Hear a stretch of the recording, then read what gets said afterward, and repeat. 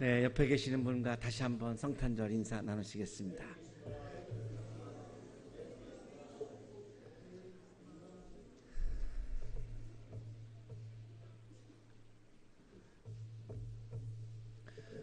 신경림님의 시 갈대입니다. 언제부턴가 갈대는 속으로 조용히 울고 있었다. 그런 어느 밤이었을 것이다. 갈대는 그의 온몸이 흔들리고 있는 것을 알았다. 바람도 달빛도 아닌 것. 갈대는 저를 흔드는 것이 제 조용한 울음인 것을 까맣게 몰랐다. 산다는 것은 속으로 이렇게 조용히 울고 있는 것이란 것을 그는 몰랐다. 인생을 살다 보면 우리가 눈물이 날 때가 있습니다. 너무 감격스러워서 눈물이 날 때도 있지만 너무 마음이 아파서 너무 마음이 힘들어서 눈물이 날 때도 있죠. 그것을 신경림 선생님은 갈대처럼 막 내가 흔들릴 때, 내 존재가 막 흔들릴 때 울음이 나오고 눈물이 나온다라고 이야기하고 있죠. 폴 틸리라고 하는 사람은 신학자이고 20세기 최고의 신학자 중에 한 분입니다. 독일에서 교수를 하고 있었고 나치에 대해서 반대하다가 교수에서 박탈당하고 그리고 미국으로 건너가서 유니온 신학교 콜롬비아 대학교에서 교수를 하다가 말년에는 하버드 대학으로 옮겨서 교수를 했습니다. 이분이 3권의 설교집을 냈는데 그 중에 하나가 흔들리는 터전이라고 하는 설교집입니다. 세계 2차 세계대전을 겪으면서 우리 존재 자체가 이 세계라고 하는 이 자체가 이 존재가 막 흔들린다라고 하는 것을 이야기하고 그렇게 강조를 했습니다. 흔들리는 터전이라고 하는 설교문에 나오는 한 부분을 인용합니다. 역사의 질서 너머에 있는 질서는 하나님의 질서입니다. 이것은 역설입니다.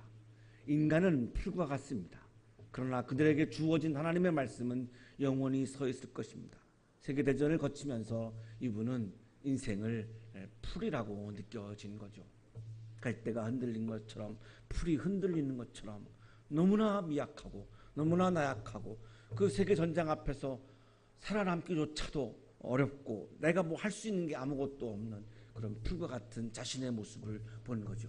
그러면서 동시에 이분이 본 것은 하나님의 말씀이었습니다. 나는 풀과 같이 연약하고 흔들리는 존재이지만 하나님의 말씀은 너무나 튼튼한 기반으로 우리를 튼튼하게 세워주는 삶의 기반, 그라운드 오브 비잉, 존재의 근거, 존재의 기반을 이분은 말씀이라고 그렇게 역설을 했습니다.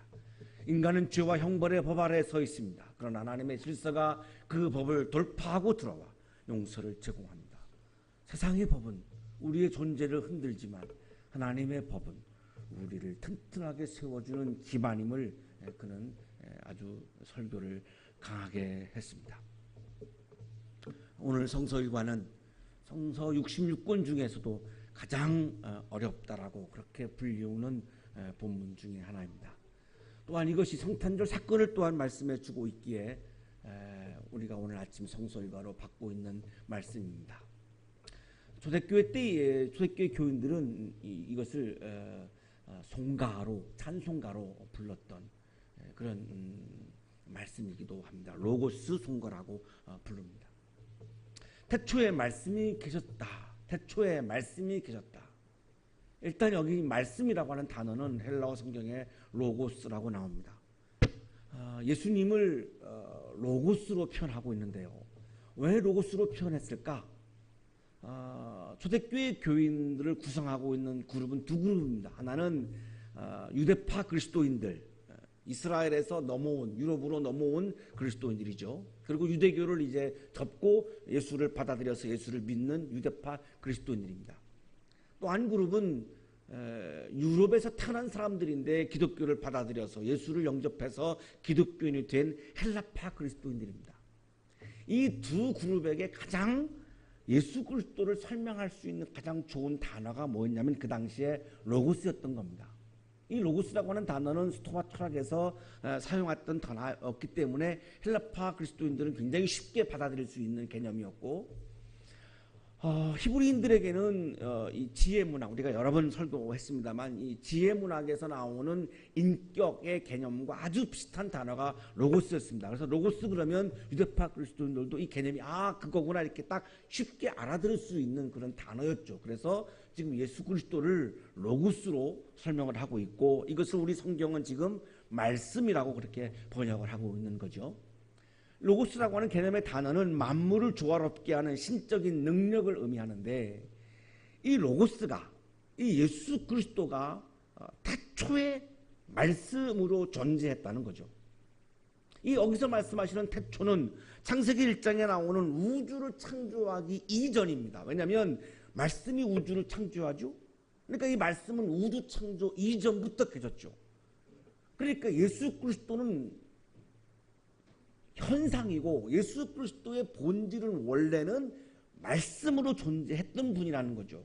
그 예수 그리스도는 말씀으로 존재했기 때문에 우주가 창조되기 이전부터 존재했다는 겁니다. 다른 복음서는 탄생의 시점을 말씀하시는데 요한복음은 존재의 시점을 우리에게 말씀해 주고 있는 거죠. 예수가 언제부터 존재했느냐? 창조 이전부터 존재했다는 거죠. 어떤 모습으로 존재했느냐? 말씀으로 존재했다는 겁니다. 이 말씀은 보이지 않죠. 예수는 보이죠. 보이지 않는 말씀이 보이는 예수가 되었다라고 하는 거죠. 이것이 성탄절 사건이라고 요한복음 1장은 우리에게 말씀해 주고 있는 겁니다. 자, 그런데 그 말씀은 하나님과 함께 계셨습니다. 자, 함께 계셨다라고 하는 말은 둘이죠. 연합했지만 동일 본질은 아니죠. 함께 계시다라고 하는 것은 두 개의 존재입니다. 근데 아주 굉장히 완벽한 연합체였다라고 하는 거죠. 동시에 그 말씀은 하나님이셨습니다. 이거는 동일 존재죠. 그 말씀은 하나님이셨다. 예수는 하나님과 신비로운 완벽한 연합을 이루어서 둘이지만 예수님은 하나님이셨기 때문에 또한 예수님과 하나님은 하나라는 겁니다. 여기서 기독교의 삼위일체 신학이 이제 출발하게 됩니다. 매우 참 어렵지만 요한복음 1장은 우리에게 예수님에 대해서, 그리스도에 대해서 지금 이렇게 우리에게 실마리를 풀어주고 있습니다. 태초에 말씀이 계셨다. 천지 창조 이전에 하나님과 함께 계셨고, 그런데 그분은 하나님이었다 라고 말씀하는데, 이것이 바로 로고스 기독론이고 예수님의 신적 본질, 인간 존재로서의 본질 그 너머의 신적 본질을 우리에게 말씀해 주고 있고, 이 말씀의 가장 핵심적인 개념은 예수님은 본래 보이지 않는 말씀으로 존재했던 분이었다. 우주가 창조되기 이전부터 존재했던 분이었다. 그것을 요한복음은 로고스라고 그렇게 부르고 있습니다. 모든 것이 그로 말미암아 창조되었으니, 창조 이전에 계셨기 때문에 그분이, 그 말씀이, 로고스가, 예수 그리스도가 이 모든 우주 만물을 창조했다는 겁니다. 이 말씀은 우리에게 굉장히 중요한 말씀이죠. 우리는 그냥 하나님은 창조했으니까 하나님은 우리들의 역사의 주인이고 우주의 주인이지만, 예수님은 2000년 전에 이 땅에 오셨으니까 예수님을 우주의 주인으로, 나의 주인으로 받아들이기 어려운 부분이 있습니다. 이게 기독론의 어려움인데, 자, 그런데 요한복음 1장 3절은 이렇게 말씀하시죠. 모든 것이 그로 말미암아 창조되었으니, 그렇다면 우주는 예수께서 창조하신 거고 나도 예수님이 창조하신 거죠. 그렇다면 우주의 주인은 예수 그리스도인 것이고 나의 주인은 예수 그리스도인 거죠. 자, 여기에서 내가 세상의 주인이다라고 하는 것은 이제 여지없이 무너집니다. 히틀러라고 하는 사람, 헤로지라고 하는 사람, 뭐 이런 사람들이 막 나타나서 내가 이 세상의 왕이다, 세상의 주인이다 라고 외쳤지만 다 실패하죠. 그 이유가 뭐냐면 요한복음 1장 3절 말씀 때문입니다. 어느 누구도 세상의 주인이 될 수가 없습니다. 이 말씀에 의하면. 또 내가 내 인생을 살아가지만 나도 나 인생에 내 스스로 내가 주인이 될 수 없고, 내 삶을 주관하고 내 삶을 섭리하고 내 삶을 결정해 나가는 것은 예수 그리스도 이미 밝혀지는 거죠. 여기서 나와 예수의 관계, 세상과 예수의 관계가 이제 시작되어지고 요한복음 1장 3절은 로고스의 미니스트리를 지금 우리에게 말씀하고 있죠. 그가 없이 창조된 것은 하나도 없다. 창조된 것은 그에게 생명을 얻었으니 우리 모두는 이 우주는 자생적 생명체가 아니라는 거죠.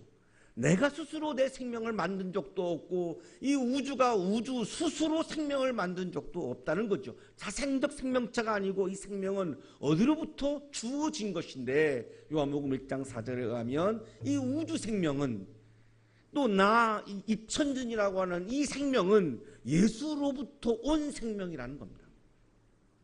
그러니까 예수와 연결되지 않고서는 이 생명이 아름다운 생명으로 본질적 생명으로 유지해 갈 수 없다는 거죠.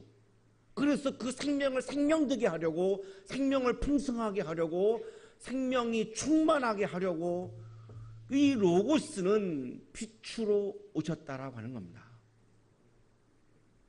세상을 비추고 나를 비추어서 내 생명을 충만하게 하려고 이 로고스는 보이지 않는 로고스는 말씀이셨던 로고스가 이제 빛으로 이 땅에 오셨다는 거죠. 그래서 생명을 죽이려고 하는 어떠한 어둠의 세력도 생명을 살리려고 하는 이 빛의 세력을, 말씀의 세력을, 로고스의 세력을, 예수 생명의 세력을 이길 수가 없다는 겁니다. 그래서 세상의 왕이 되려고 했던 사람들은 다 실패했던 것이고 생명을 죽여서 내가 세상을 권력을 다 주려고 했던 사람들도 다 실패할 수밖에 없었던 이유가 이 5절 때문입니다. 하나님은 요한이라고 하는 사람을 이 땅에 보냈습니다. 이 요한이라고 하는 사람이 이 땅에 와서 이 빛을, 이 로고스를, 이 말씀을, 예수 그리스도를 증언했습니다. 요한은 빛을 증언하고 로고스를 증언하고 예수를 증언하고 말씀을 증언한 사람이지 본인 스스로 빛은 아니었다라고 하는 거죠. 자, 그렇다면 그리스도인이 존재하고 교회가 존재하는 이유가 여기 7절에 나오는 거죠. 교회가 존재하는 이유는 예수를 증언하기 위해서 존재하는 거지 교회 자체를 위해서 존재할 수가 없다는 것입니다. 교회가 교회 자체를 위해서 존재하는 것을 우리가 교회 이기주의라고 부르죠. 교회 이기주의는 어떻게 나타납니까? 교회 자체의 성장을 꾀하는 것으로 나타나죠. 그러나 교회가 존재하는 이유는 이 세상 속에 빛을 더 비추어서 이 세상 속에 하나님의 나라가 확장되어지고 예수의 나라가 확장되어지고 예수의 생명이 이 세상에 더 많이 충만하기 위해서 그리스도인이 존재하고 교회가 존재하는 것이지 교회 자체를 위해서 그리스도인이 그리스도인 자신을 위해서 이기적으로 존재하는 것은 이것은 기독교 정신이 아님을 우리에게 말씀해 주고 있는 거죠. 우리 한양대학교에는 우리 교회 자체의 성장을 꾀하지 아니하고 어떻게 하면 여기에 있는 학생들에게 이 예수의 생명을, 예수의 빛을 비춰줄 것인가를 고민하고 있는 교회입니다.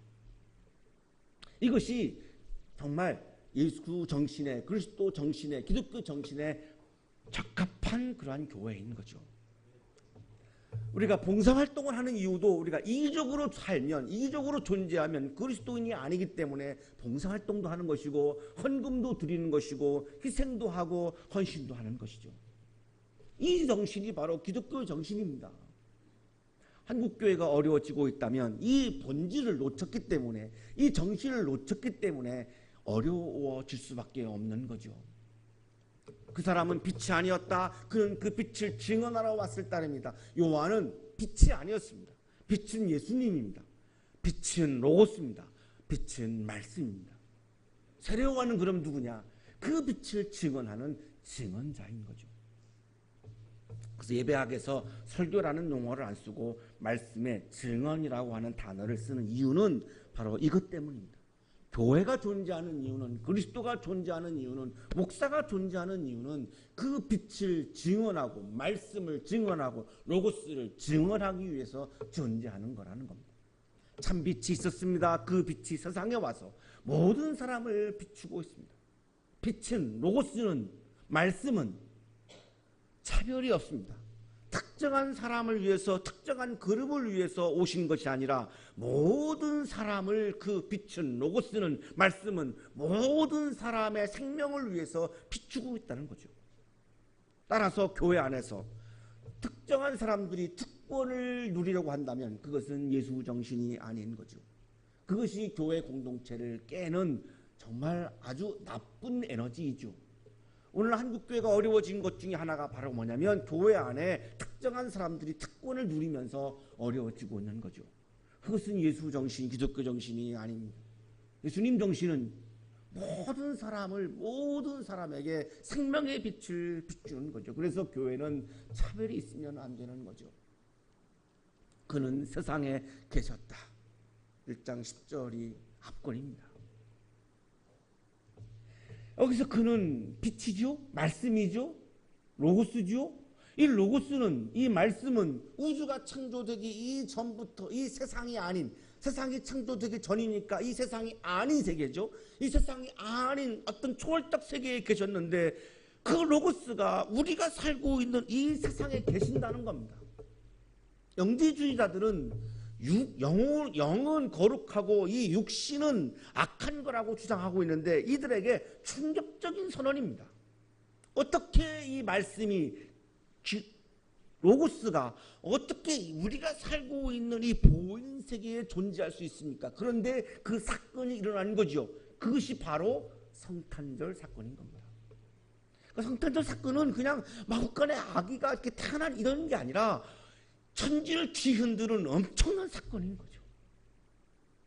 그러니까 예수를 믿지 않는 사람들도 성탄절은 축제의 날이 될 수밖에 없습니다. 천지를 뒤흔든 사건이거든요. 세상이 그로 말미암아 생겨났는데도 세상은 그를 알아보지 못했다. 로고스가 이 땅에 오셨습니다. 왜 오셨습니까? 자기가 만든 세상이거든요. 자기 자녀이거든요. 자기의 피조물이거든요. 자기의 작품이거든요. 얼마나 애정이 많겠습니까? 그래서 오셨는데 세상은, 코스모스는, 월드는 그 세상의 주인인 로고스를 알아보지 못했다는 거죠. 왜 알아보지 못했을까요? 그분이 주인임을 인정하지 못하는 거죠. 그 로고스가 세상의 주인임을, 그 로고스가 나의 주인임을 인정하지 못하기 때문에 그분을 알아보지 못하는 거죠. 세상에 있는 사람들은 그를 맞아들이지 않았습니다. 그가 자기 땅에 오셨으나 맞아들이지 않았습니다. 예수를 세상의 주인으로, 나의 주인으로 환영하지 않은 거죠. 백성들은 그를 맞아들이지 않았습니다. 맞아들이다, 영접하다, 파레라보는 어떤 의미인가? 이 필찬 교수는 이렇게 설명합니다. 참빛을 그 땅의 주인으로 마땅히 예우해야 한다는 것을 의미한다. 로고스를, 예수 그리스도를 이 땅의 주인으로 마땅히 예우해야 하는 그 영접을 하지 않았다는 거죠. 그러나 그를 맞아들인 사람들이 있었습니다. 그 로고스를 영접한 사람들이 있었습니다. 그 사람들은 어떤 사람들입니까? 예수를 믿는 사람들입니다. 자, 여기서 신앙인의 정체성이 나오죠. 예수를 믿는 사람은 누구입니까? 교회를 왔다 갔다 하는 사람이 아닙니다. 예배의 자리에 왔다 갔다 하는 사람이 아닙니다. 예수의 이름을 믿는다라고 하는 의미는 그 예수를 나의 주인으로, 이 세상의 주인으로 맞아들인 사람이 바로 그리스도인 예수를 믿는 사람들이라고 말씀하죠. 그 사람들에게는 하나님의 자녀가 되는 특권을 주셨습니다. 책임지시겠다라고 하는 거죠. 부모가 자녀를 책임지듯이 하나님이, 로고스가, 그리스도가 나를 책임지기 시작한다는 겁니다. 왜 우리는 그거를 못 느낄까요? 내가 그분을, 로고스를, 그리스도를 나의 주인으로 내 마음속에 진심으로 맞아들이지 못하면 하나님이 나를 책임진다라고 하는 것을 느낄 수 없다는 거죠. 예수를 믿는 사람들, 예수를 영접한 사람들, 그 예수는 말씀이죠. 예수를 영접한다라고 하는 것은 무슨 의미입니까? 말씀을 내 마음에 채운 상태이죠. 그리스도의 말씀을, 로고스의 말씀을 내 말씀에 채운 사람들은 하나님으로부터 태어난 사람들, 진정한 그리스도인 하나님의 자녀라고 말씀하는 거죠. 그 말씀이, 로고스가 육신이 되었습니다. 이것이 정말 천지가 진동하는 사건입니다. 육신은 삭스죠. 삭스. 이 육신이 되었습니다. 로고스가, 보이지 않는 로고스가, 이 보이는 삭스, 육신이 된 거죠. 죽지 않는 말씀이, 죽지 않는 로고스가 죽는 삭스, 육신이 된 거죠. 왜 그랬을까요?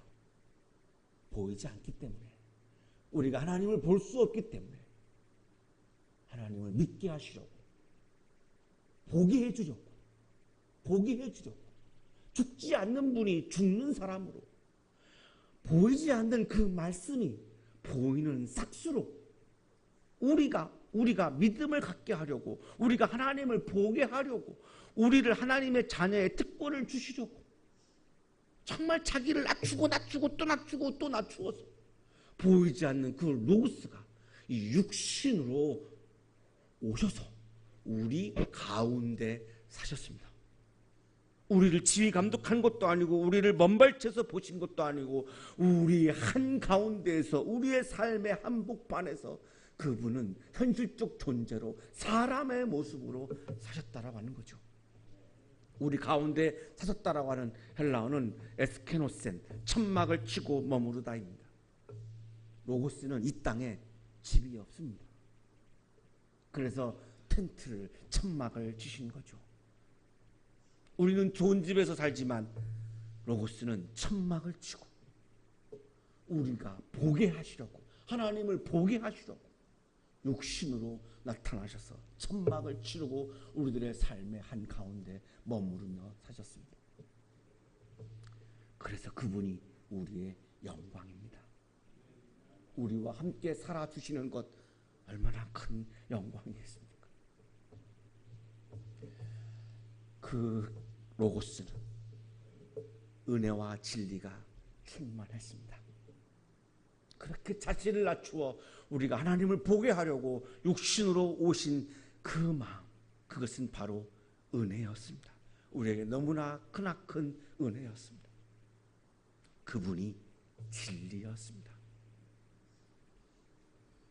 로고스가, 예수가 말씀이고, 그 말씀은 우리에게 은혜이고, 그 은혜인 그 말씀은, 로고스는 이 세상에, 내 인생의 진리입니다.